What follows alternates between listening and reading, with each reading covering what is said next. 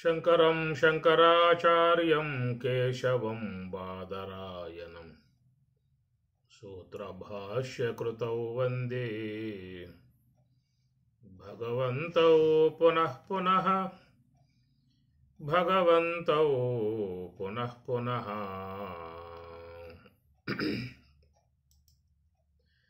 మదశిఖిపించాలంకృతచికురే మదశిఖిపించాలంకృతచికురే మహనీయ కపోల విజిత ముఖురే మానస సంచరరే బ్రహ్మణి మానస సంచరరే. శ్రీరమణీ కుచా దుర్గ విహారే శ్రీరమణీ కుచా దుర్గ విహారే సేవక జన మందిర మందారే పరమహంసముఖ చంద్రచకోరే పరమహంసముఖ చంద్రచకోరే పరిపూరిత మురళీరవధారే మానస సంచరరే బ్రహ్మణి మానస సంచరరే.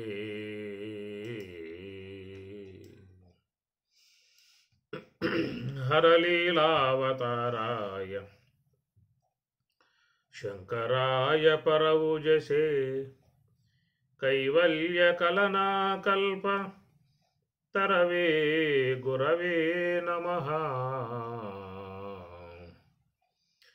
కాశీక్షేత్రం శరీరం త్రిభువన జననీ వ్యాపిని జ్ఞానగంగా భక్తి శ్రద్ధా గయేయం నిజ గురు చరణ ధ్యాన యోగ ప్రయాగః విశ్వేశోయం తురీయః సకల జన మనః సాక్షిభూతోంతరాత్మ దేహే సర్వం మదీయే యది వసతి పునః తీర్థమన్యత్ కిమస్తి.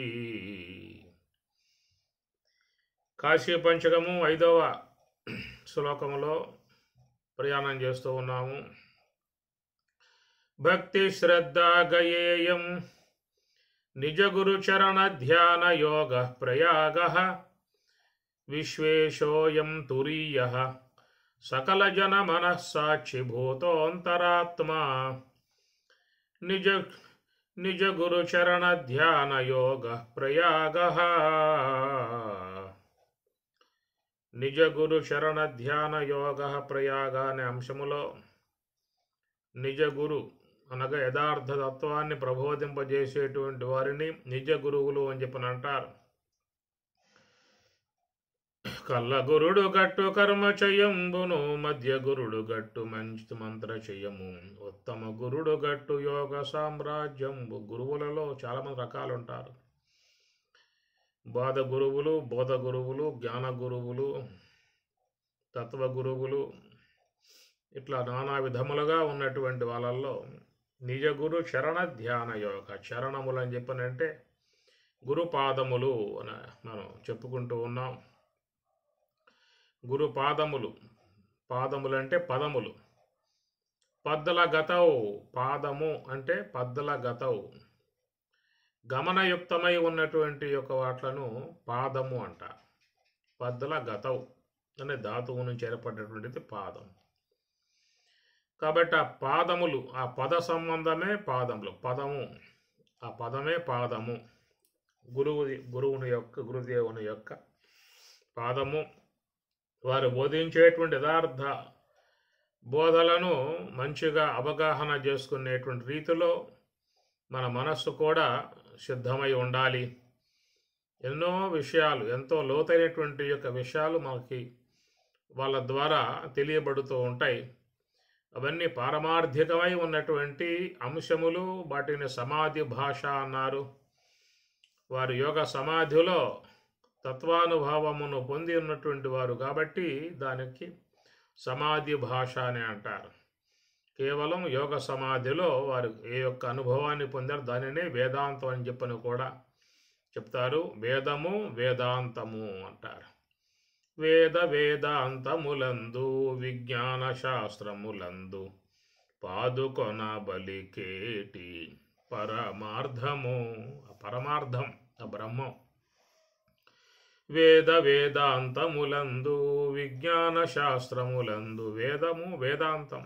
వేదాంతము అంటే గురుదేవుని యొక్క బోధ అనగా బ్రహ్మానుభవం కలిగి ఉన్నటువంటి యొక్క దాని నుంచి జాలువారేటువంటి జ్ఞాన గంగ. మరి అది మహాత్ములు ఎంతో లోతైనటువంటి యొక్క భావాలు మనకి అందించేటువంటి విధానము. ఎన్నో గ్రంథాలు మన ముందు ఉన్నాయి. ఎంతో లోతైనటువంటి యొక్క భావాలతో వాళ్ళు అందిస్తూ ఉన్నారు.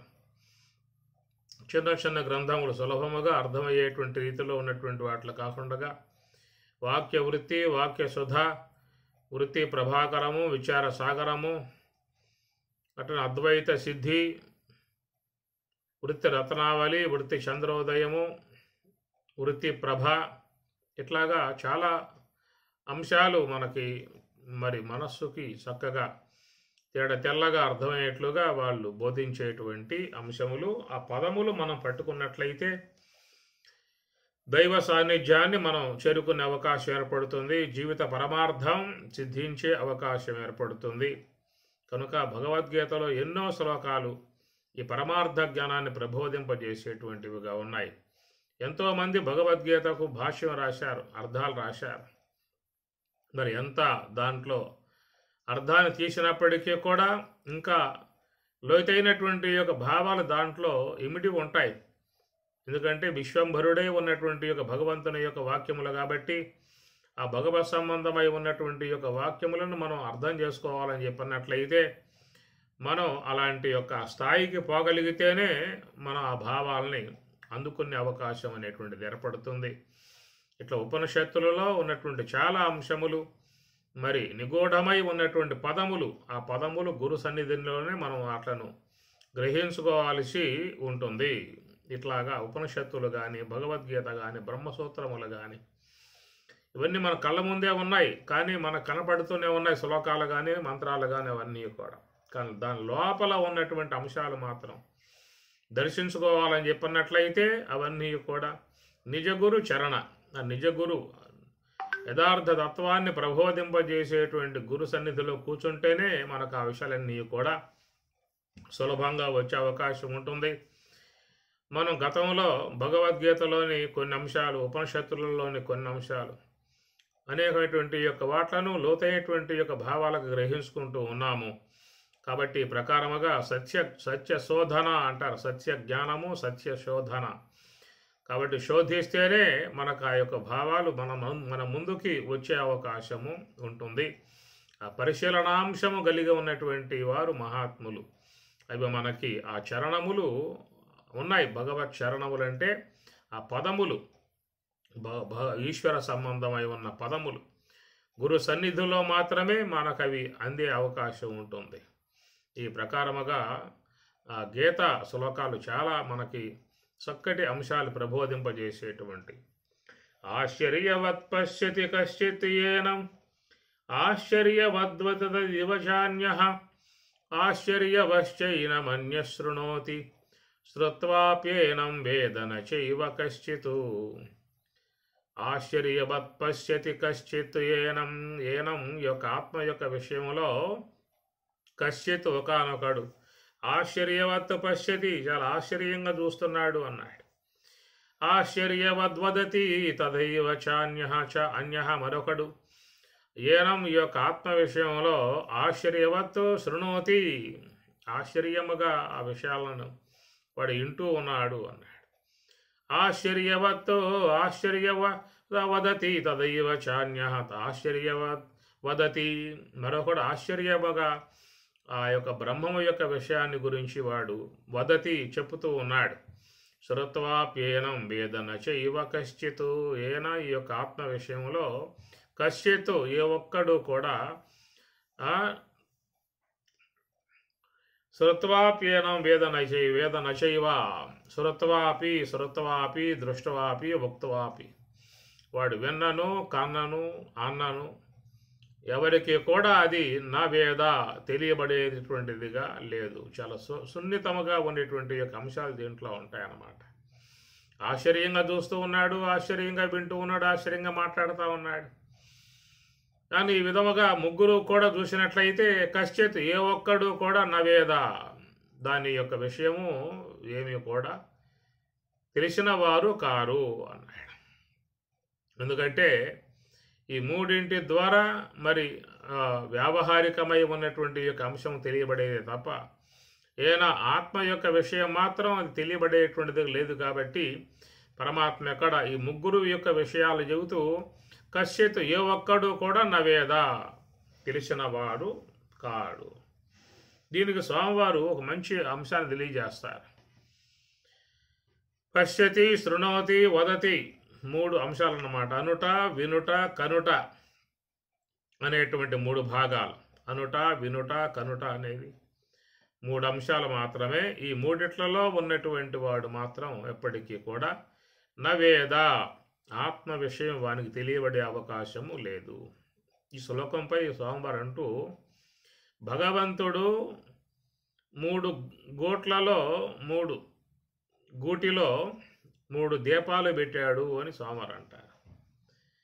అనగా నేత్రమునందు ఒక దీపము, శ్రోత్రమునందు ఒక దీపము, జిహ్వ యందు ఒక దీపం, 3 దీపాలు.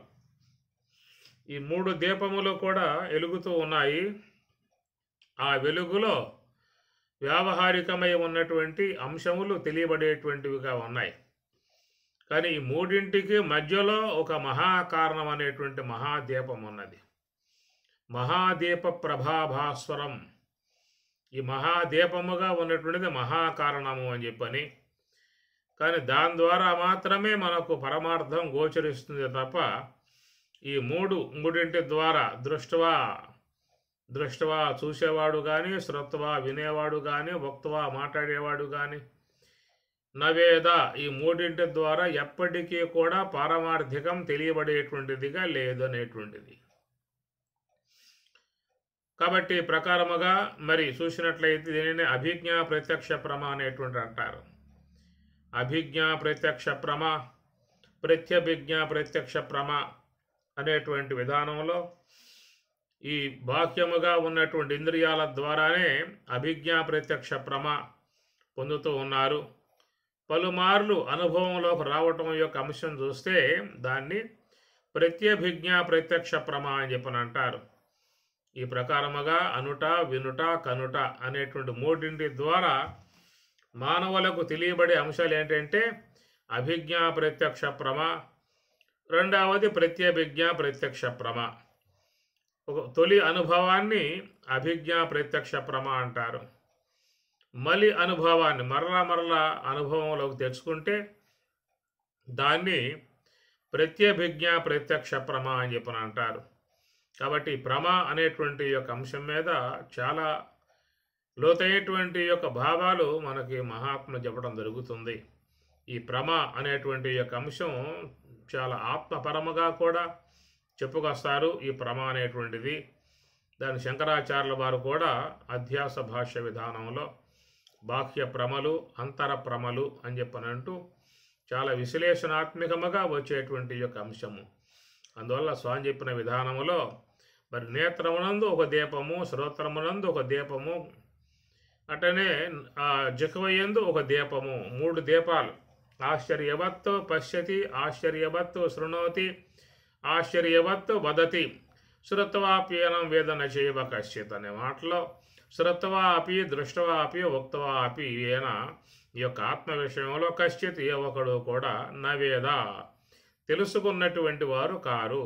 కారణం ఏంటంటే ఈ 3 కూడా ప్రాపంచిక సంబంధమై ఉన్నటువంటి యొక్క అంశాలను జ్ఞాతం చేస్తాయే తప్ప పారమార్థిక స్వరూప విధానాలని ఇవి జ్ఞాతం చేయలేవు. కాబట్టి నవేద అని చెప్పిన మాట చెప్పడం జరిగింది. ఒక మహాకారణమునందు ఉన్నటువంటి దీని ద్వారానే మరి నివృత్తి మార్గము ద్వారానే పారమార్థిక వస్తువు తెలియబడేటువంటిదిగా ఉన్నది. కాబట్టి ప్రకారముగా శ్రుత్వా, దృష్టవా, వక్తవా ఈ మూడింటి అందు ఉన్నటువంటి వారు భ్రమలో పడటం తప్ప సత్యజ్ఞానాన్ని పొందే అవకాశం లేదు. దాన్ని భ్రాంతి జ్ఞానము అని చెప్పని అంటారు. యథార్థ జ్ఞానము, భ్రాంతి జ్ఞానము రెండు. అనగా యథార్థ జ్ఞానము అంటే మధ్యలో ఉన్నటువంటి మహాకారణం, దాని యొక్క ఆశ్రయం ద్వారా పొందబడేది యథార్థ జ్ఞానము, సత్య జ్ఞానము, పరమార్థ జ్ఞానం. దాని పరమార్థ జ్ఞానము అన్నారు. కేవలం ఈ మూడింటి ద్వారా పొందేటువంటిది కేవలం భ్రాంతిజన్యమై ఉన్నటువంటి జ్ఞానము. భ్రాంతి అని చెప్పనంటే మరి వాస్తవికముగా జ్ఞానము చేత బాధింపబడేటువంటిది ఏదైతే ఉన్నదో అలాంటి వస్తువులను జ్ఞాతం చేసేదంతయు కూడా భ్రాంతి కిందే వస్తుంది. యథార్థ జ్ఞానము, సత్య జ్ఞానమును పొందినప్పుడు ఏ వస్తువుకైతే బాధ ఏర్పడుతుందో అనగా నశింపబడుతుందో అలాంటి యొక్క వస్తు జ్ఞానం పొందినంతకాలం అందరూ కూడా భ్రాంతి జ్ఞానములో ఉన్నటువంటి వారే. భ్రాంతి జ్ఞానము మిథ్యా వస్తువు చేరి అధ్యాస అని స్వామి చెప్తూ ఉన్నారు. భ్రాంతి జ్ఞానము మిథ్యా వస్తువు చేరి అధ్యాస అని చెప్పని అంటారు. కాబట్టి అధ్యాస, ధ్యాస కానిది అధ్యాస అని చెప్పిన అర్థం. ధ్యాస అంటే ఉన్నది ఉన్నట్లుగా తెలుసుకోవటాన్ని ధ్యాస అంటారు. అధ్యాస అని చెప్పనంటే ఉన్నది ఒకటైతే దాన్ని మరొక విధముగా తెలుసుకోవటాన్ని అధ్యాస అని చెప్పని అంటారు. కాబట్టి ప్రకారముగా అందరూ కూడా మరి ఈ మూడింటి ద్వారా అనగా దృష్టవా, శ్రుత్వా, ఉక్త్వా అనేటువంటి యొక్క మూడు దీపములు ఏవైతే ఉన్నాయో అవి కేవలం భ్రాంతిజన్యమై ఉన్నటువంటి యొక్క అంశాలను విషయం చేస్తాయే తప్ప సత్యస్వరూపాన్ని తెలియజేసేటువంటిదిగా లేదు. కాబట్టి ఉక్త్వా, శ్రుత్వా, దృష్టవా అపి వేద నచైవ కశ్చిత్, ఈ ముగ్గురులో ఎవరూ కూడా తెలిసిన వారు కారనేటువంటిది. కాబట్టి ప్రకారముగా సత్యజ్ఞాన విధానాన్ని పొందింపజేసేటువంటి గురువాక్యములు యథార్థ తత్వ బోధలను అధ్యయనం చేసినప్పుడే మనకి దాని యొక్క విషయం క్షుణ్ణముగా అర్థమయ్యే అవకాశం ఏర్పడుతుంది. యద్వత్తో ఏ చంద్రద్విత్వం యద్వన్ముఖురే ప్రతిబింబాత్వం తద్వజ్జీవత్వం బ్రహ్మణి తద్వజ్జీవత్వం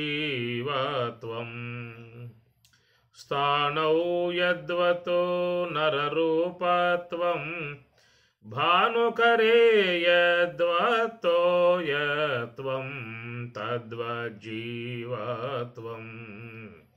బ్రహ్మణి తద్వజ్జీవత్వం యద్వత్తో ఏ చంద్రద్విత్వం, ఇవన్నీ కూడా భ్రాంతి జన్యమై ఉన్నటువంటి యొక్క అంశములు. అలాంటివన్నీ కూడా మనలో తొలగిపోవాలని చెప్పన్నట్లయితే యథార్థ బోధ, సత్యబోధ, జ్ఞానబోధ మనం వాటిని గుర్తించినప్పుడే ఈ భ్రాంతి అనేటువంటి యొక్క అంశము నుండి బయటపడే అవకాశం ఏర్పడుతుంది. కాబట్టి ఇక్కడ గురు చరణములు అని చెప్పన్నప్పుడు తాత్వికాంశములుగా చేరి ఉన్నటువంటి భాగాలని యథార్థ స్వరూపం గుర్తించే విధానములో మరి నిజ గురు చరణ ధ్యానము అన్నారు. ధ్యానము అంటే పరధ్యానము లేకుండగా వాటిని గ్రహించగలగాలి. రెండవది నిజ దైవ చరణ యోగ, దీన్ని యోగము అని చెప్పి అన్నారు, దాన్ని ధ్యానము అన్నారు. గురువు ద్వారా వచ్చేటువంటి యొక్క అంశాలని అధ్యయనం చేసే విషయాలలో ధ్యానం, పరధ్యానం లేకుండగా నిశ్చల మనస్సు కలిగి అవి తెలుసుకోవాల్సి ఉంటుంది. రెండవది నిజ దైవ చరణ యోగ, ధ్యాన యోగ. యోగము అంటే రెండింటి కలయికను యోగము అని చెప్పని అంటారు. రెండింటి కలయికను యోగము అన్నారు. కాబట్టి యోగము అనబడేటువంటి విధానములో ఉన్నటువంటి భగవత్ చరణములు ఇవి సర్వేశ్వరునికి సంబంధించినటువంటి అంశము. భగవత్ చరణములు అవేమో గురు చరణములు, ఇవేమో భగవత్ చరణములు. అనగా శాస్త్ర సంబంధమై ఉన్నటువంటి యొక్క అంశాలని యథాతథముగా ఉన్నది ఉన్నట్లుగా సత్యబోధ విధానముగా తెలుసుకోవటం, మరి దాని యొక్క విషయమై చక్కటి జ్ఞానాన్ని పొందటం అనేటువంటి విషయం అంతా కూడా అది గురు చరణం ఆయన యొక్క ఆశ్రయములో శాస్త్ర సంబంధమై ఉన్న పదజాలాన్ని యథార్థముగా సత్య విధానముగా తెలుసుకోవటం అనేటువంటి విషయంలో ఉండాల్సింది ఏంటంటే ధ్యానం అనే మాట. రెండవది నిజ దైవ చరణ యోగ. ఇక్కడ రెండు పదాలు ఇక్కడ వాడారు. ధ్యాన యోగ అని అర్థం. ధ్యాన అనేదేమో అది గురు చరణం అనే అంశాల్లో వస్తుంది. యోగ అనేదేమో నిజ దైవ చరణ యోగ అనేటువంటి మాట వస్తుంది. ఒకటేమో గురువు ద్వారా పొందేటువంటి పరోక్ష సంబంధ జ్ఞానము, తర్వాత దైవ చరణములు ఆశ్రయించటం ద్వారా పొందేటువంటిది అపరోక్ష జ్ఞానము. కనుక రెండు కూడా మనం జీవితంలో పొందాల్సి ఉంటుంది. పరోక్ష జ్ఞానమును పొందాలి, అపరోక్ష జ్ఞానమును పొందాలి. పరోక్ష జ్ఞానం అనేటువంటిది గురుచరణ, నిజ గురుచరణ మహాత్ముని ద్వారా మనకు కలిగేటువంటిది మరి చక్కటి అవగాహన పరోక్ష జ్ఞానం అయితే, నిజ దైవ చరణ యోగ ఆ చరణములు ఆశ్రయించటం చేత దాన్ని యోగము అన్నారు. దాని ద్వారా స్వరూప అనుభవాన్ని పొందే అవకాశం ఏర్పడుతుంది. మాండూక్యములో కూడా ఈ అంశాన్ని చెప్పుతూ 4 పాదములు అని చెప్పని అంటారు.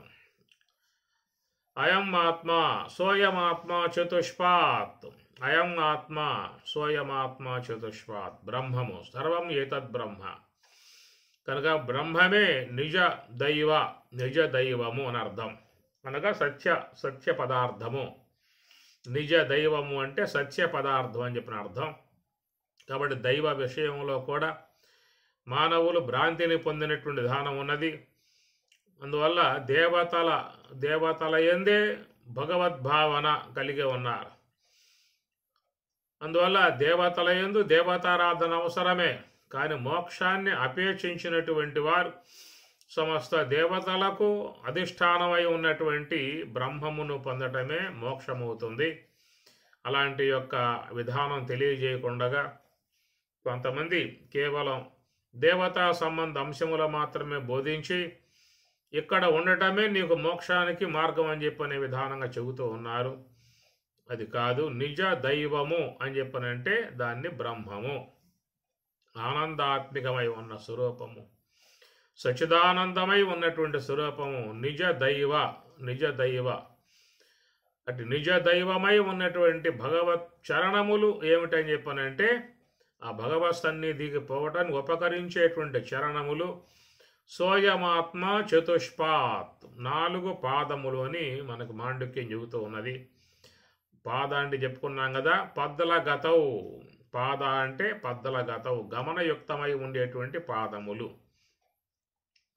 మరి 4 పాదములు ఏమిటి అని చెప్పనే దానికి మరి ఓంకారములో అంశము చెప్పటం జరుగుతుంది. రెండవది శాస్త్రములలో చెప్పబడ్డటువంటి ఉపనిషత్తులలో చెప్పబడ్డటువంటి చతుస్సోపానములు, 4 సోపానములు. అవే సోహం, తత్వమసి, అహం బ్రహ్మాస్మి, సర్వం కల్విదం బ్రహ్మ అనేటువంటి ఇవి 4 చరణములు. 4 సోపానములే 4 చరణములు. సోయమాత్మ చతుష్పాత్ కనుక 4 పాదములు అన్నారు. భగవత్ సన్నిధికి చేరటానికి 4 పాదములుగా చెప్తున్న విధానం. అయితే పరోక్ష సంబంధమై ఉన్నటువంటి యొక్క అంశములు మాత్రం అవి చాలా ఉన్నాయి. చాలా శాస్త్ర సంబంధమైన పదాలు ఉన్నాయి. వాటి యొక్క స్వరూపాలని గురుదేవుడు చూపించేటువంటి ఎలుగులో చూపించే విధానంలోనే మనం ఆ పరోక్ష సంబంధమై ఉన్న పదాలను దర్శించుకోవాల్సి ఉంటుంది. కనుక ఆ పదముల యొక్క సంబంధమై ఉన్నటువంటి జ్ఞాన అవగాహనను గురువు ఇచ్చేటువంటి యొక్క బోధ అనేటువంటి ప్రకాశము ద్వారానే మనం ఆ పద సంబంధ మూలతత్వాలని గుర్తించే అవకాశం ఏర్పడుతుంది. కాబట్టి ఈ ప్రకారముగా శాస్త్ర సంబంధమై ఉన్నటువంటి యొక్క అంశములను యథార్థముగా బోధించే విధానములో, సత్య శోధనగా తెలియజేసే విధానములో అవి నిజ గురు చరణములైతే, ఇక్కడ నిజ దైవ చరణములు చెప్పినట్లయితే చతుష్పాత్ 4 పాదములుగా శాస్త్రం కొద్ది చెబుతున్న విషయము, దానికి 4 సోపానములుగా చెప్పేటువంటి ఈ యొక్క అంశము. ఈ 4 సోపానములను అధిగరించగలిగితేనే వారు స్వరూప అనుభవాన్ని పొందే అవకాశము ఏర్పడుతుంది. ఇందాక మీకు చెప్పినటువంటి శ్లోకం దీనికి చాలా అన్వయమయ్యేటువంటి శ్లోకం. ఆశ్చర్యవత్ పశ్యతి, ఆశ్చర్యవత్ శృణోతి, ఆశ్చర్యవత్ వదతి. ఆశ్చర్యంగా చూసేవాడు, ఆశ్చర్యంగా వినేవాడు, ఆశ్చర్యంగా మాట్లాడేవాడు. ఈ ఆత్మ విషయంలో కశ్చిత్, ఈ ముగ్గురులో ఏ ఒక్కడు కూడా నవేద తెలిసినటువంటి వారు కారనేటువంటి మాట ఏంటంటే, ఈ మూడింటి ద్వారా మనకు తెలియబడేటువంటి అంశము కాదు. ఆ మూడింటికి మధ్యలో ఉన్నటువంటి అనుట, వినుట, కనుట అనేటువంటి ఏవైతే ఉన్నాయో ఆ మూడింటికి మధ్యలో ఉన్నటువంటి మహాకారణం. కాబట్టి ఆ మహాకారణమునందు ప్రవేశించినటువంటి వారు మాత్రమే మరి భగవత్ చరణములు వాళ్ళు ఆశ్రయించే అవకాశం ఉంటుంది. అందువల్ల గురుదేవుడు మనకి మొదటిగా అందించేటువంటి చరణం సోహం అనేటువంటి చరణము. ఆ పాదాన్ని స్వామివారు మనకి అందించిన విధానం. అందరికీ కూడా మరి నిజ గురువై ఉన్నటువంటి వారు బోధించేటువంటి యొక్క సూత్ర విధానం ఇదే. ఈ మూలతత్వాన్ని నిజ గురువులై ఉన్నటువంటి వారు మాత్రమే చెప్పగలిగే అవకాశం ఉంటుంది. ఎందుకంటే సోహం అనేటువంటి దాని ద్వారానే మిగతా 3 పాదాలను మనం ఆశ్రయించి బ్రహ్మములో చేరిపోయే అవకాశం. గురుదేవుడు అందించేటువంటి యొక్క మొదటి చరణం భగవత్ చరణం, సోహము యొక్క చరణం. ఆ చరణమును నువ్వు పట్టుకోగలిగితే ఆ తర్వాత ఉన్నటువంటి తత్వమసి శరణం, అహం బ్రహ్మాస్మి చరణం, సర్వం కలివిదం బ్రహ్మ అనే చరణం, అవన్నీ కూడా వాటిని మనం చక్కగా చేరుకునే అవకాశం ఏర్పడుతుంది. కాబట్టి ఇక్కడ నిజ దైవ చరణ యోగ అన్నారు. దీన్నే యోగము అంటారు. మనస్సుని శ్వాసతో ఉంచటము యోగము అని అర్థం. దీన్ని కర్మయోగము అని చెప్పి అన్నారు. దీన్ని కర్మయోగము అన్నారు. కాబట్టి మనస్సు శ్వాస యందు మాత్రమే నిశ్చలముగా ఉంచాల్సి ఉంటుంది.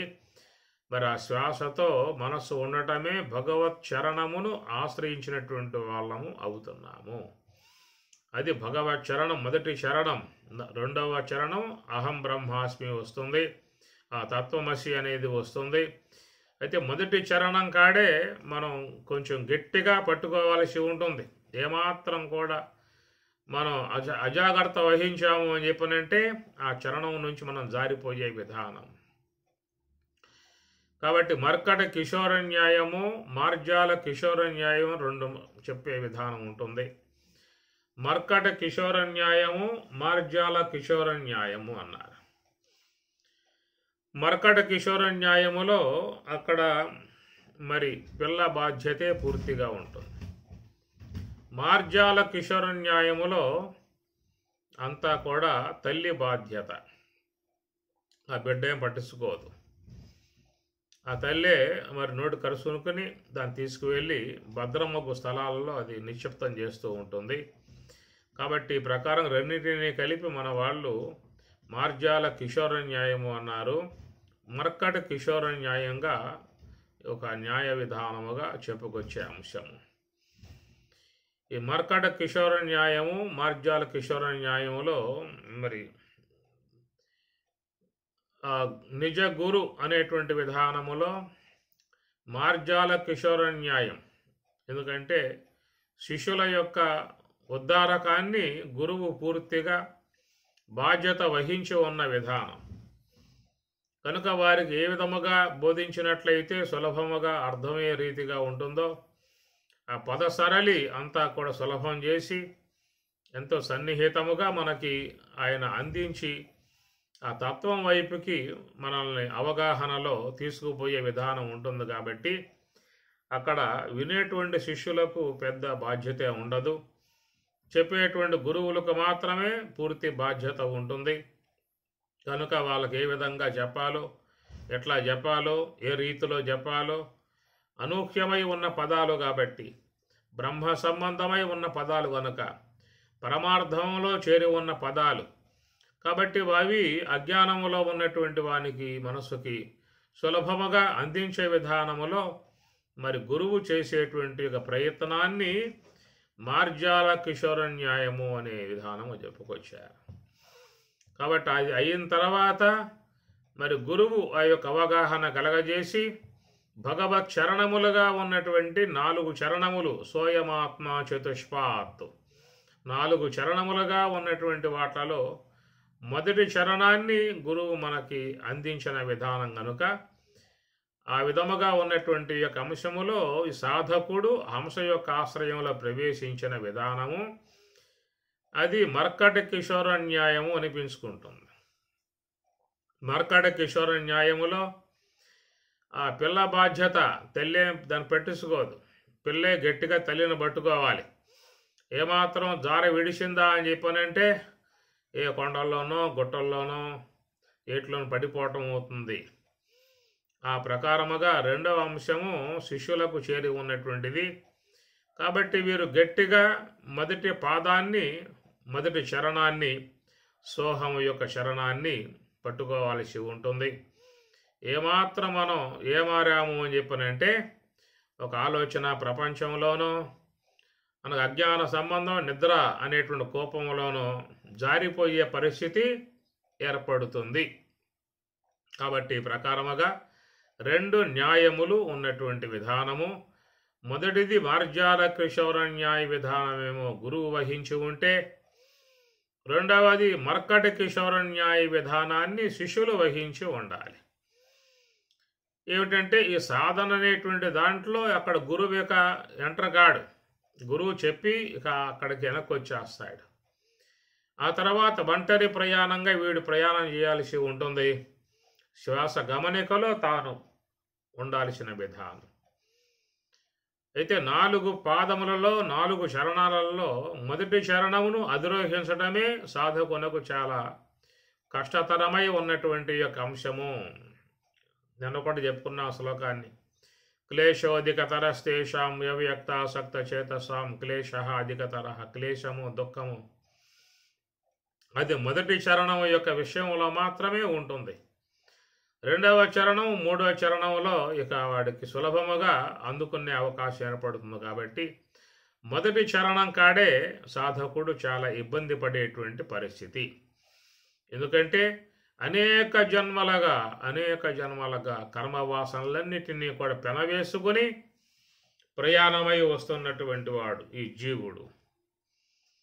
ఉండి ఉండి ప్రాణి యుగములు జన్మించు, ప్రాణహాని లేదు ప్రళయమునను.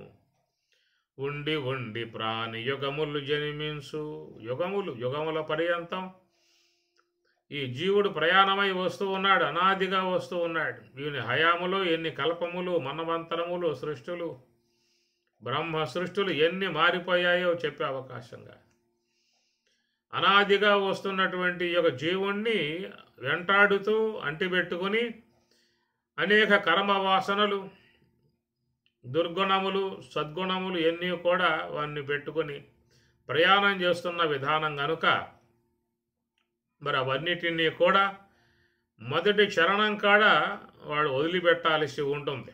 అవి పట్టుకుపోయే అవకాశం కాదు.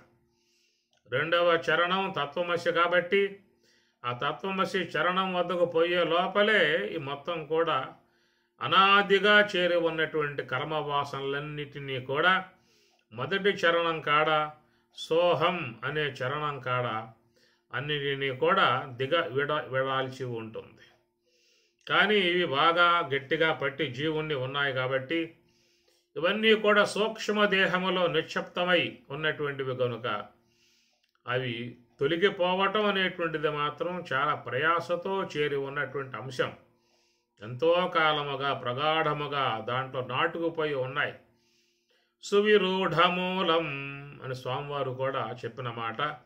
సువిరూఢమూలం బాగా దాంట్లో అజ్ఞాన సంబంధమై ఉన్న వాసనలు, కర్మ సంబంధమై ఉన్న వాసనలు ఆ సూక్ష్మ దేహాదులలో బాగా చేరుకుపోయి ఉన్నాయి కాబట్టి అవన్నింటినీ కూడా తొలగింపజేసుకునేటువంటి విధానం మొదటి చరణం కాడ సాధకునికి ఉండేటువంటి విధానము.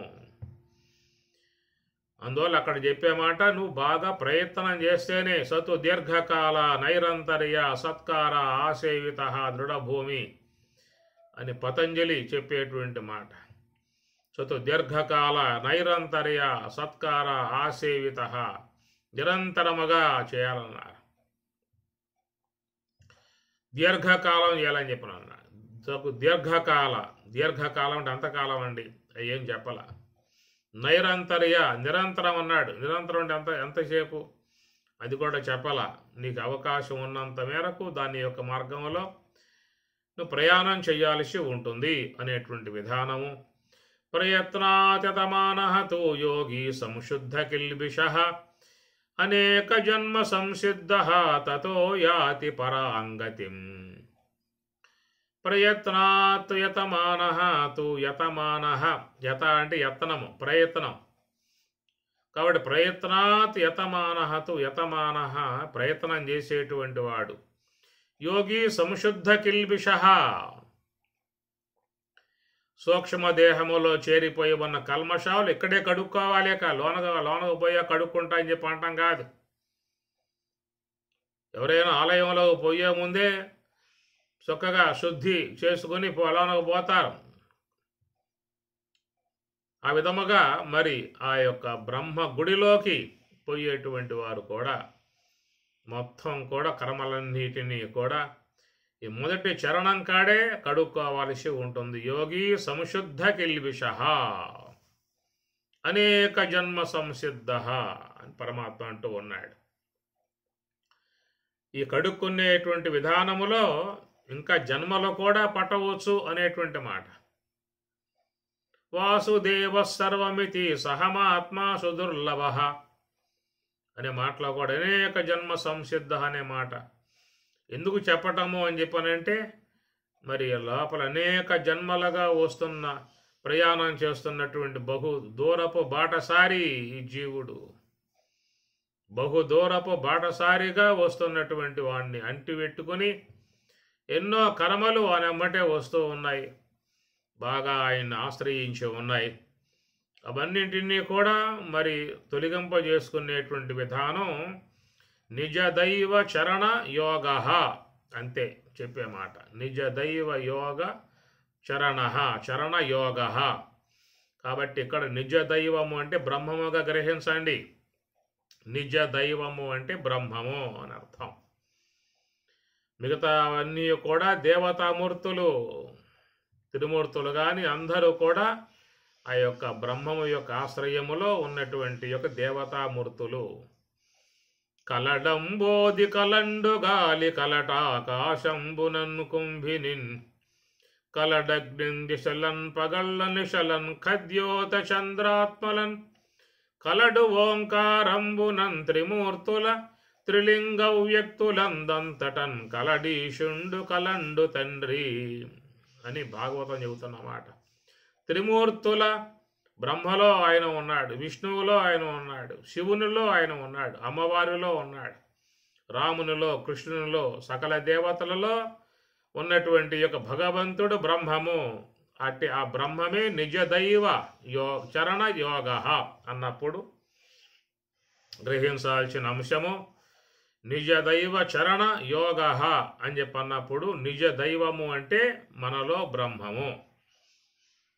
అంటే ఆ బ్రహ్మము అనేటువంటి యొక్క స్వరూపానికి 4 చరణములుగా ఉన్నటువంటి విధానములో గురుదేవుడు మనకి మొదటి చరణమును అందించిన విధానము. మనకుగా తెలియబడేటువంటి విధానము కాదు, అది కూడా మరి గురు చరణం, గురువు యొక్క బోధలను, చక్కగా యథార్థ బోధలను, సత్య బోధలను నిజ గురువై ఉన్నటువంటి యొక్క వారి సన్నిధిలో గ్రహించేటువంటి యొక్క చరణములకు బోధలను ఆశ్రయించినటువంటి వాడు మాత్రమే నిజ దైవ చరణ యోగ దాన్ని పొందే అవకాశం ఏర్పడుతుంది. నిజ దైవ శుద్ధ బ్రహ్మము యొక్క చరణములుగా చెప్పేటువంటి సోయమాత్మ చతుష్పాత్ 4 పాదములుగా చెప్పేటువంటి ఆ మొదటి పాదము సోహము యొక్క పాదము. ఆ పాదములో ఉన్నటువంటి వారు, ఆ పాద సేవనములో ఉన్నటువంటి వారికి మాత్రమే అనేక జన్మలుగా ఉన్నటువంటి కర్మలన్నిటినీ కూడా కడుక్కునే పరిస్థితి ఉంటుంది. దీనికి ఈ మార్గం తప్ప మరొక మార్గం అనేటువంటిది లేదేక గమనించండి. ఎవరైనా కూడా మోక్షం అనేది లోనకు పోవాల్సిందే, బయటికి పోయేది కాదు. బయటికి పోతే మోక్షం అనే విషయముగా ఎక్కడ ఏ శాస్త్రంలో కూడా లేదు. కాబట్టి బయటికి పోతే మోక్షం అనే విధానముగా ఉన్నట్లయితే అందరూ కూడా మోక్ష మార్గం ఉన్నట్లే. అందరూ బయటికి పోతున్న విధానమే కాబట్టి మోక్ష మార్గములో ఉన్నట్లే. అందుచేత నువ్వు లోనికి పోవాలి. లోనకు పోతేనే బ్రహ్మము, బయటికి పోతే ప్రపంచము. బయటికి పోతే సాకారము, లోనికి పోతే నిరాకారము.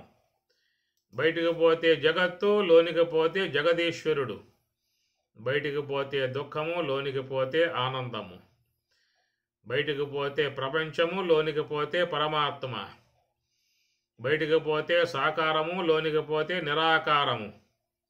ఈ విధముగా ఉన్న అంశము కాబట్టి ఈ లోనికి పోవటము అనేటువంటి యొక్క అంశము నీకు ఈ మహాకారణముకు గ్రాణమునందు ఉన్న అంశము కాబట్టి ఇక్కడ పరమాత్మ కూడా భగవద్గీతలో ఆశ్చర్యవత్తు దృశ్యతి, ఆశ్చర్యవత్తు శృణోతి, ఆశ్చర్యవత్తు వదతి అని అంటూ ఆశ్చర్యముగా చూస్తూ ఉన్నాడు, ఆశ్చర్యంగా వింటూ ఉన్నాడు, ఆశ్చర్యంగా అంటూ ఉన్నాడు.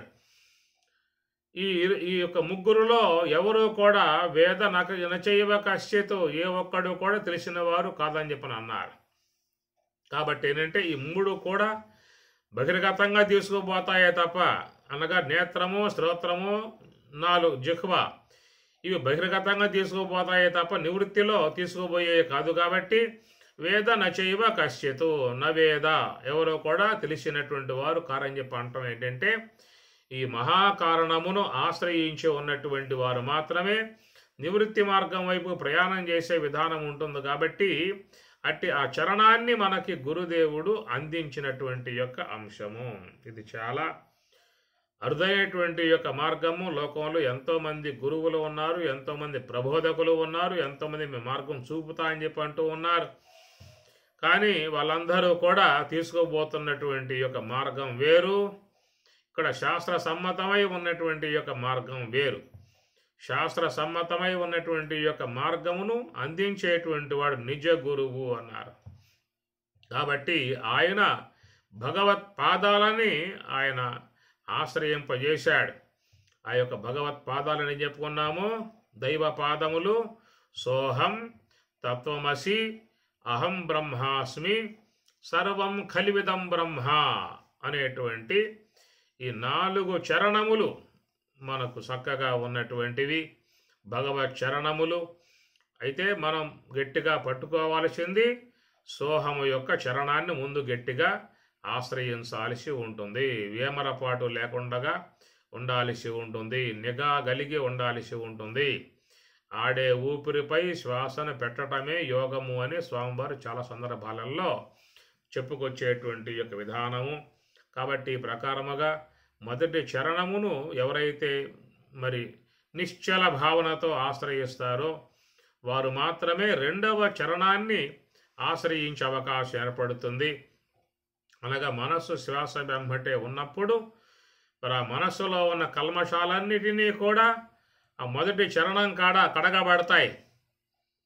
ఆ సూక్ష్మ దేహములో ఈ సూక్ష్మదేహం అనాత్మలో సంచారం చేసింది కాబట్టి, అనాత్మ సంబంధమై ఉన్నటువంటి వ్యవహారాలలో బాగా మునిగింది కాబట్టి వాటి సంబంధమై ఉన్నటువంటి యొక్క సంస్కారములు మనస్సులో బాగా ప్రగాఢముగా చేరుకొని ఉన్నటువంటి వాట్లను కడగగలిగేటువంటి, శుద్ధం చేయగలిగేటువంటి, పోగొట్టేటువంటి, సమస్తమును నశింపజేసేటువంటి విధానం మొదటి చరణం కాడే జరగాల్సి ఉంటుంది. ఆ చరణము కాడ ఉన్నటువంటి సాధకులు మరి సంస్కారముల యొక్క ప్రభావముతో వారు అక్కడ ఉండలేక జారిపోయే పరిస్థితి కూడా ఏర్పడుతుంది. అందుకే పరమాత్మ చెప్పాడు, మనుష్యానాం సహస్రేషు కశ్చిత్ యతతి సిద్ధయే యతత యతతి యత ఎత్తనే. అనగా మనస్సుని శ్వాస వెంబటి ఉంచి యతతి ప్రయత్నం చేసేటువంటి వాళ్ళు ఎవరైతే ఉన్నారో వాళ్ళల్లో మనుష్యానాం సహస్రేషు అనేక వేల మంది ఉండగా దాంట్లో ఏ ఒకానొకడు కశ్చిత్ మాం వేత్తి తత్వతః ఏ ఒకానొకడు అక్కడ ఉండగలిగేటువంటి విధానముగా ప్రయాణం చేస్తున్నాడు అని స్వామి చెప్పారు. కారణం ఏంటంటే మన మొదటి చరణం కాడే మనకు చాలా పరీక్ష ఉన్నటువంటి అంశము. సమస్త కల్మషములు కడుక్కొందే నువ్వు తత్వమసి మహావాక్య శరణాన్ని ఆశ్రయించే అవకాశము లేదు.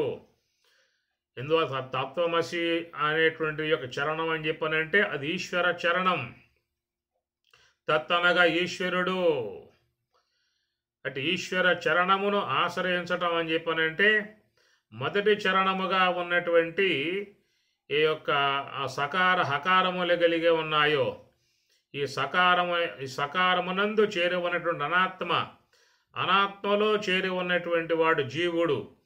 కాబట్టి ఆ యొక్క సోహం సహ హం సహ అన్నప్పుడు సహ అనేటువంటి యొక్క సకారముతో చేరి ఉన్నటువంటి హం అన్నప్పుడు మధ్యలో ఏ సున్నా అయితే ఉంటుందో ఆ సున్నాని జీవుడుగా చెప్పుకొచ్చారు. హం సహ అన్నప్పుడు సకారం ప్రకృతి అయితే ఆ ప్రకృతిని చేరి ఉన్నటువంటి యొక్క జీవుడు సున్నా హం సహ.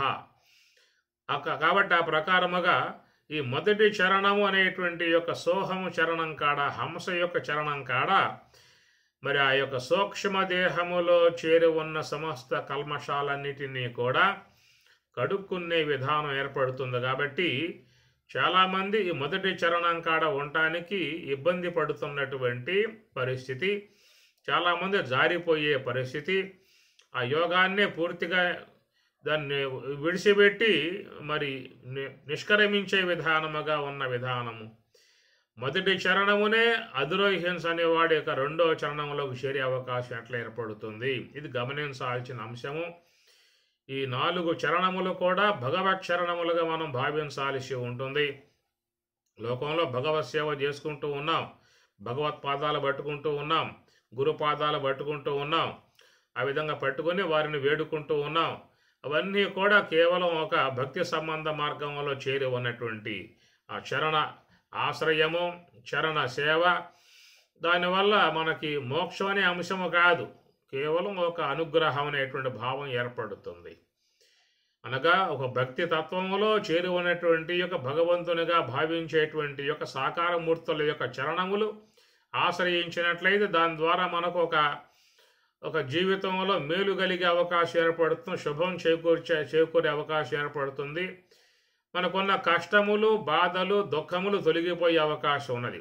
కానీ జన్మరాహిత్యము, మోక్షము, బ్రహ్మైక్య సిద్ధి అనేటువంటి యొక్క అంశం మాత్రం అక్కడ ఆచరణములు కాదు, ఇక్కడ బ్రహ్మముగా సర్వం ఏతద్ బ్రహ్మ, అంతటా వ్యాపకమై ఉన్నటువంటి ఏ బ్రహ్మమైతే ఉన్నదో అట్టి ఆ బ్రహ్మమే అయం ఆత్మ బ్రహ్మ.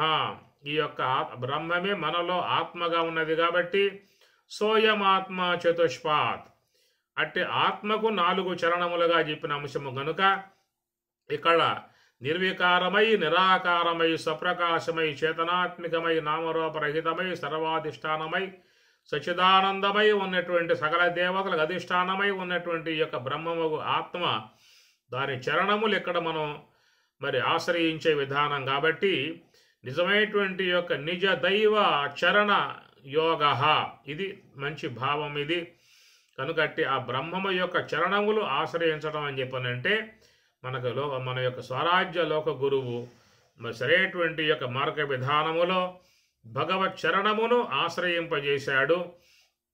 ఇది మూల గురువులై ఉన్నటువంటి వారు, నిజ గురువులై ఉన్నటువంటి వారు మాత్రమే ఇలాంటి యొక్క మూల భావాన్ని వాళ్ళు అందించగలిగే విధానముగా ఉంటుంది. కాబట్టి మనకు పుష్కలంగా, సంపూర్ణముగా సరైనటువంటి యొక్క మార్గ విధానముగా స్వామి ద్వారా మనం అందుకోవడం జరిగింది. ఇక ఆ యొక్క గురుదేవుని యొక్క చరణములు అనేటువంటివి మాత్రం మనకు చక్కగా మూల విచారము, బ్రహ్మాండ విచారము, షట్చక్ర విచారము, ఏకస్థాన నిరూపణము అనే విధాయకాలుగా స్వామివారి యొక్క చరణములు అనగా బోధ సంబంధ చరణములు చక్కగా అందినాయి, అధ్యయనం చేసుకున్నాము. కానీ ఆ స్వామివారు ఇచ్చినటువంటి యొక్క భగవత్ చరణములుగా ఉన్నటువంటి యొక్క వాట్లను వారు అందింపజేశారు. మొదటి చరణం మాత్రమే స్వామి అందింపజేసేది. ఇక ఆ తర్వాత మిగతా 3 చరణములు ఎవరికి వారుగా సాధన ద్వారానే వాట్లను ఆశ్రయించి పొందాల్సి ఉంటుంది తప్ప గురువు అక్కడ దాకా తీసుకుపోయే విధానం కాదు. మొదటి చరణమును భగవంతుని యొక్క మొదటి చరణమును పట్టింపజేయటం వరకే గురుదేవుని యొక్క అంశము. ఇక తర్వాత సాధకుడు ఒంటరి ప్రయాణం చేయాల్సి ఉంటుంది. దాంట్లో ఏర్పడేటువంటి యొక్క ఇబ్బందులు సబ్బందులు అన్నీ కూడా వాడే ఎదుర్కోవాల్సి ఉంటుంది. అయితే గురుదేవుని యొక్క ఆశీర్వాదం ఉంటుంది, అంతవరకే. సాధనలో మాత్రం నిలబడాల్సింది వాడే. అది కాబట్టి మనకి అంశములు భగవద్గీతలో కూడా స్వామి యొక్క మాటల్లో మనం గమనించవచ్చు. చంచలం ఈ మనఃకృష్ణ ప్రమాది బలవదృఢం తస్యాహం నిగ్రహం మన్యే వాయో సుదుష్కరం. స్వామి మీరు చెప్పిన విషయాలన్నీ కూడా చాలా బాగా ఉన్నాయి, కానీ మీరు మాకు ఏ యొక్క భగవత్ చరణములలో సోహం యొక్క సూత్రాన్ని అందించారో అటు సోహ చరణం కాడ ఉండాలని చెప్పానంటే చంచలం హి చంచలం హి మహా. కాబట్టి చంచలం హి మనఃకృష్ణ ప్రమాది బలవదృఢం వాయోహైవ. కాబట్టి వాయువులాగా పోతున్నది, చంచలమైపోతున్నది, నిశ్చలం లేకుండా పోతూ ఉన్నది అనేటువంటి విషయముగా అందరికీ ఉన్నటువంటి యొక్క అనుభవమే. అర్జునుడు కూడా అక్కడ స్వామివారితో తన యొక్క బాధను తన యొక్క స్థితిని చెప్పుకోవడం జరిగింది. దాని స్వామివారు కూడా అంగీకరించిన అంశమే. అసంశయం మహాబాహో మనో దుర్నిగ్రహం చలం. అసంశయం, అయా ఈ విషయం సంశయమే లేదు, అందరికీ కూడా అనుభవంలోకి వచ్చే అంశమే ఇది. అసంశయం మహాబాహో మనో దుర్నిగ్రహం చలం. మనో దుర్నిగ్రహం, దుర్నిగ్రహం, నిగ్రహం అంటే ఆపటం, దుర్నిగ్రహం అంటే చాలా కష్టముతో చేరి ఉన్నటువంటి యొక్క అంశమని స్వామివారు కూడా అంగీకరించిన అంశము. దుర్నిగ్రహం అన్నారు. ఎందువల్లంటే మరి అనేక జన్మలుగా కర్మవాసనలన్నీ దాంట్లో మనం పెట్టుకున్నాం కాబట్టి మరి అవన్నీ కూడా తొలగిపోయేంత వరకు మనం సాధనలో ఇబ్బంది పడాల్సిన పరిస్థితి ఉంటుంది. అందువల్ల చంచలం అసంశయం మహాబాహో మనో దుర్నిగ్రహం చలం అని చెప్పినంటూ స్వామి చెప్పిన సూచన ఏమిటంటే అభ్యాసేనతో కౌంతేయ వైరాగ్యేన చ గృహ్యతే అన్నాడు. అయా నీవు అభ్యాసమును వదిలిపెట్టమాక, దాన్ని మాత్రం గట్టిగా పట్టుకో. ఇది గురువు చెప్పేటువంటి యొక్క మాట. నేను నీకు భగవత్ చరణములలో మొదటి చరణాన్ని నీకు అందించడం జరిగింది. దాని యొక్క విషయంలో నువ్వు గట్టిగా దాన్ని పట్టుకోవాల్సి ఉంటుంది. కనుక అభ్యాసనతో కౌంతేయ వైరాగ్యన చ గృహ్యతే. నువ్వు అభ్యాసము కలిగి ఉండాలి, వైరాగ్యము కలిగి ఉండాలి. కాబట్టి ఆ చరణం కాడ మాత్రం నువ్వు కొంచెం నిగ్రహణ కలిగి, ఓర్పు కలిగి, సహనము కలిగి ఆ చరణము దగ్గర నువ్వు కొంత పోరాటం చేయాల్సి ఉంటుంది. ఆ చేసిన పోరాట ఫలితముగా అనేక జన్మలుగా ఉన్న కర్మవాసనలన్నీ కూడా క్షీణింపబడ్డప్పుడు నీవు 2వ చరణాన్ని భగవత్ చరణాన్ని ఆశ్రయించే అవకాశం ఏర్పడుతుంది.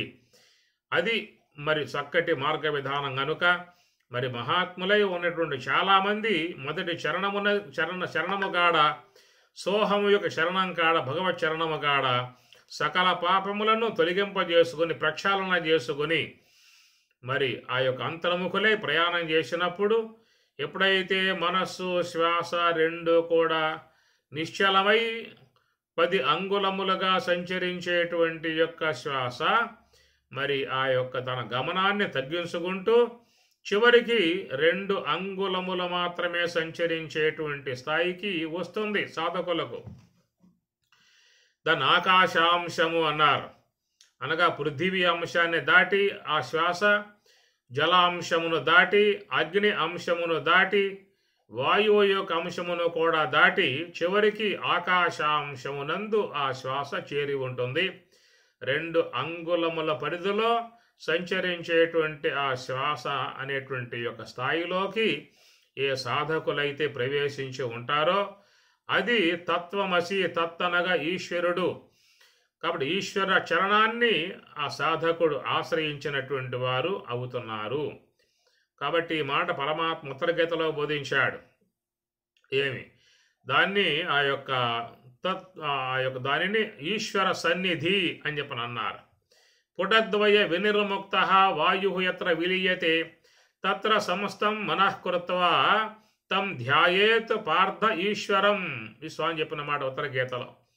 పుటద్వయ వినిర్ముక్త, నాసాపుటములలో సంచరించేటువంటి ఏ శ్వాస అయితే ఉన్నదో అట్టి ఆ శ్వాస వాయు యత్ర విలీయతే, అది ఎక్కడైతే ఆ శ్వాస పుట్టి బయటికి వస్తూ ఉన్నదో ఆ పుట్టి బయటికి వచ్చేటువంటి యొక్క సుషుమ్న అనేటువంటి ద్వారము దగ్గర వాయు యత్ర విలీయతే, ఎక్కడైతే వాయువు లయమయ్యేదిగా ఉంటుందో, సుషుమ్న ద్వారం దగ్గర లయమయ్యేదిగా ఉంటుందో తత్ర సమస్తం మనః కృత్వా, తత్ర అట్టి స్థలమునందు మనసు ఉండేట్లుగా నువ్వు చేయగలిగితే తం పార్థ ఈశ్వరం ధ్యాయేత్ తం పార్థ ఈశ్వరం, అది ఈశ్వరుని యొక్క సన్నిధి అని మన ఉత్తర గీతలో స్వామివారు చెప్పామాట. కాబట్టి ఆ ప్రకారముగా ఆ శ్వాస అనేది పృథివీ అంశాన్ని దాటింది, జల అంశాన్ని దాటింది, అగ్ని అంశాన్ని దాటి వాయువు యొక్క అంశాన్ని కూడా దాటి ఆకాశ అంశములో చేరి ఉన్నటువంటి ఆకాశ శరీరం బ్రహ్మ సత్యాత్మ ప్రాణారామం మన ఆనందం శాంతి సమృద్ధం ఇది ప్రాచీన యోగ్యోపాస్వా అని మా తైత్రం చెప్పామాట. ఆకాశ శరీరం ఎప్పుడైతే ఆ పృథివీ తత్వమును దాటాడో, జలతత్వాన్ని దాటాడు, అగ్నితత్వాన్ని దాటాడు, వాయువు కూడా దాటాడో అప్పుడు కేవలం ఆకాశ శరీరం చిదాకాశ శరీరము కలిగి ఉంటాడు. ఆకాశం చిదాకాశం, ఆకాశ శరీరం బ్రహ్మ సత్యాత్మ ప్రాణారామం. అక్కడ సుషుమ్న దగ్గర ఉన్నటువంటి యొక్క 2 అంగుళముల పరిధిలో సంచరించేటువంటి యొక్క శ్వాస ఎట్లా ఉందని చెప్పనంటే సత్యాత్మ ప్రాణారామం, ప్రాణము ఆ బ్రహ్మమునందు లయమయ్యే పరిస్థితి వచ్చేసిందనమాట. కాబట్టి సత్యాత్మ ప్రాణారామం మన ఆనందం, ఆ సుషుమ్న ద్వారము దగ్గర ఉన్నటువంటి యొక్క అతడు ఎట్లా ఉంటుంది ఆ మనస్సు అని చెప్పానంటే మన ఆనందం, మనస్సంతా కూడా ఆనందమయమైపోతుంది అన్నమాట. ఆనందములో చేరిపోతుంది మనస్సుకి. అక్కడ మన ఆనందం శాంతి సమృద్ధం, శాంతి కూడా ఇక సమృద్ధం అని చెప్పని అన్నారు. అదంతా కూడా 2వ సోపానముగా ఉన్నటువంటి తత్వమసి చరణం. ఇది భగవంతుని చరణం, ఇది బ్రహ్మము యొక్క చరణం. ఆ చరణములో ఉన్నటువంటి వారి కలిగే అనుభవాలు తైత్రయం చెప్పింది. ఆకాశ శరీరం బ్రహ్మ సత్యాత్మ ప్రాణారామం మన ఆనందం శాంతి సమృద్ధం అనేటువంటివన్నీ కూడా 2వ చరణములో ప్రాప్తించేటువంటి విధానము. ఆ ప్రకారంగా అక్కడ మరి పూర్తిగా జీవత్వమును విడనాడి, అనగా జీవుడు ఏమయ్యాడని చెప్పనంటే ఆ జీవుడు ఈశ్వరుడైపోయాడు. శివజీవైక్యము అన్నారు. శివజీవైక్య సమాధియందు విలసచ్చన్మాత్రతత్వంబుత అవలీలనగని పూర్ణుడై పెదపమాయా సంస్కృతింజెందినన్ తవులన్నేర్చునే యోగి పాలు పెరుగై త్రక్షంగవేరైన యా నవనీతంబు చల్లలో కలయునే నానావిధ ప్రకారంబులన్నని సీతారామాంజనేయంలో రామచంద్రస్వామి చెప్పేటువంటి యొక్క అనుభవ వాక్యం. శివజీవైక్య సమాధి, దాని సమాధి అన్నారు. 2వ సోపానము శివజీవైక్యము. అక్కడ ఎందుకంటే సమస్త మాలిన్యాలన్నీ తొలగిపోయాయి కాబట్టి ఇక ఆ జీవుడు శివుని యందు ఐక్యమైపోయి ఉన్న విధానము. దాన్నే తత్వం అసి అన్నారు. తత్వమసి మహావాక్యం కదా. తత్ అనగా అట్టి ఆ ఈశ్వరుడు, త్వం నీవు అసి అయిపోయావు. అక్కడ జీవుడు లేడేక. కల్మషములో ఉన్నంత వరకే జీవుడు. ఎప్పుడు కల్మషములు మొత్తం కూడా తొలగింపబడ్డాయో అక్కడ జీవత్వం లేదు, కేవలం దేవుడే, ఈశ్వరుడే.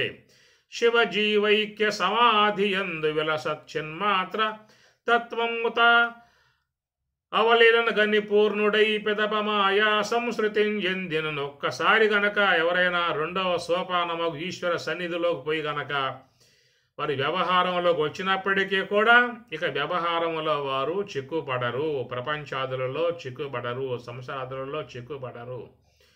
వారిని ఏవి కూడా అంటవు అని చెప్పని అన్నారు. ఎట్లా అంటవు అని చెప్పనంటే, పాలు పెరుగ ఇతరక్షంగ ఏ వైవీరయ్యనయా నవనీతంబు చల్లలో కల. పాలు పెరుగై, ఆ పాలు బాగా పెరుగవుతుందో, పెరుగు మదించినప్పుడు మరి ఆ వెన్న వస్తుందో, అట్టి ఆ వెన్న తిరిగి మరలా పాలల్లోనూ కలవదు, మజ్జిగలోనూ కలవదు, దేంట్లో కలవదే కదే. ఆ విధముగా వాళ్ళ యొక్క వ్యవహారంలోకి వచ్చినప్పటికీ కూడా ఏ యొక్క వ్యవహార సంబంధమై ఉన్నటువంటి బాధలు కానీ, దుఃఖములు కానీ, కల్మషాలు కానీ వారిని అండే అవకాశం లేదు. ఎందుకంటే వాళ్ళు శివస్వరూపులైపోయారు. జీవత్వమును పూర్తిగా వీడి శివస్వరూపులైపోయారు కాబట్టి అది రెండవ చరణం, భగవత్ చరణం. శుద్ధ బ్రహ్మము యొక్క చరణములలో రెండవ చరణం తత్వమసి అని చెప్పని అన్నారు. అక్కడ ఈ జీవుడు ఈశ్వరుడైపోయిన అంశముగా తత్వత్వం అసి, ఇది మహావాక్యం రెండవ వాక్యముగా, రెండవ చరణముగా. ఆ విధముగా వారు ఆ యోగ సమాధిలో అయిపోయేటువంటి విధానము మన శంకరాచార్యుల వారు కూడా ఇక్కడ చెప్పేటువంటి యొక్క అంశములో చూసినట్లయితే, విశ్వేశోయం తురీయ సకల జన మనస్సాక్షి భూతోంతరాత్మ. సకల జన మనస్సాక్షి, సకల జనుల యొక్క మనసుకు సాక్షిగా ఉన్నటువంటి అంతరాత్మ విశ్వేశహాయం తురీయ అన్నాడు. తురీయం అంటే నాలుగవది, నాలుగో అంశాన్ని తురీయము అని చెప్పని అంటారు. 1, 2, 3, 4 తురీయం అన్నారు. ఆ తురీయములో ఉన్నటువంటి విధానములో ఆ జీవుడు తన యొక్క కల్మషాలను ఎడబడి ఆ యొక్క మహాకారణ స్వరూపుడై మరి ఆకాశ స్థలములో ఉన్నటువంటి యొక్క స్థలములో ఆ జీవుడు శివైక్యమును చెందటమే తత్వమసే మహావాక్యం అన్న రెండో చరణం అన్నారు. ఆ ప్రకారముగా ఈశ్వరత్వమును పొంది ఈశ్వరుడై ఆ తర్వాత మరి ఆ శుద్ధ సాత్విక బ్రహ్మాకర వృత్తిని కూడా వీడి సుషుమ్న మార్గములో ప్రవేశించినప్పుడు అక్కడ ఆ సుషుమ్నాయందు ఉన్నటువంటి శుద్ధ స్వరూపము, శుద్ధ బ్రహ్మము అన్నారు. కాబట్టి ఆ బ్రహ్మమునందు విలీనమయ్యే పరిస్థితి ఏర్పడుతుంది. కాబట్టి అక్కడ బ్రహ్మమును పొంది ఉండటమే దానిని అహం బ్రహ్మాస్మి అనేటువంటి భావన. ఇక కేవలం అక్కడ బ్రహ్మమే తానై ఉన్నటువంటి స్థితి, అది మూడవ చరణముగా అహం బ్రహ్మాస్మి చెప్పేటువంటి మాట. అటు అహం బ్రహ్మాస్మి యొక్క విధానములో ఆ బ్రహ్మమును పలుమార్లు అనుసంధానం చేస్తూ పూర్ణ అవగాహన పొందినటువంటి వాడు అంతటా వ్యాపకమై ఉన్నటువంటి బ్రహ్మమును కూడా దర్శించగలిగేటువంటి విధానముగా వాళ్ళకి ఏర్పడుతుంది. కాబట్టి ఈ ప్రకారముగా 4 చరణములుగా 4 సోపానాలు స్వామి చెప్పారు మనకి. సోహం తత్వమసి అహం బ్రహ్మాస్మి సర్వం కలివితం బ్రహ్మ అనబడేటువంటి నిజ దైవ చరణ యోగ అని చెప్పని అన్నారు. అలాంటి యొక్క ఆ బ్రహ్మము యొక్క చరణములు ఈ 4 కూడా. ఈ 4 గంటలలో గురుదేవుడు నిజ గురువుగా ఉన్నటువంటి గురుదేవుడు మనకి అనేక శాస్త్ర సంబంధమై ఉన్నటువంటి యొక్క మూల తత్వాలని ఆ పదములను మనకి అందింపజేసి గురు పదములు మనం అందుకున్న తర్వాత గురుదేవుని అనుగ్రహముతో భగవత్ చరణములను ఆశ్రయించినప్పుడు నిజ దైవ చరణ యోగ, దాన్ని యోగము అని చెప్పి అన్నారు. కాబట్టి ఆ ప్రకారముగా యోగము ద్వారానే నీవు మొదటి చరణము, రెండవ చరణము, మూడవ చరణమును ఆశ్రయించాల్సి ఉంటుంది. కాబట్టి గురుదేవుడి యొక్క విషయంలోనేమో నిజ గురు చరణ ధ్యాన అనే మాట ఇక్కడ వస్తుంది. నిజ దైవ చరణ యోగ అనే అంశం వస్తుంది. ఈ రెండింటిని కలిపి ప్రయాగ అనే మాట పాడుతూ ఉన్నాడు. ఇక ప్రయాగ అనే అంశాన్ని కూడా మనం కొంత చూడాల్సి ఉంటుంది. ఓం సహనావతు సహనౌ భునక్తు సహ వీర్యం కరవావహై తేజస్వినావధీతమస్తు మా విద్విషావహై. ఓం శాంతి శాంతి శాంతి. హరి ఓం తత్సతు. శ్రీ గురుభ్యో నమః. హరి ఓం.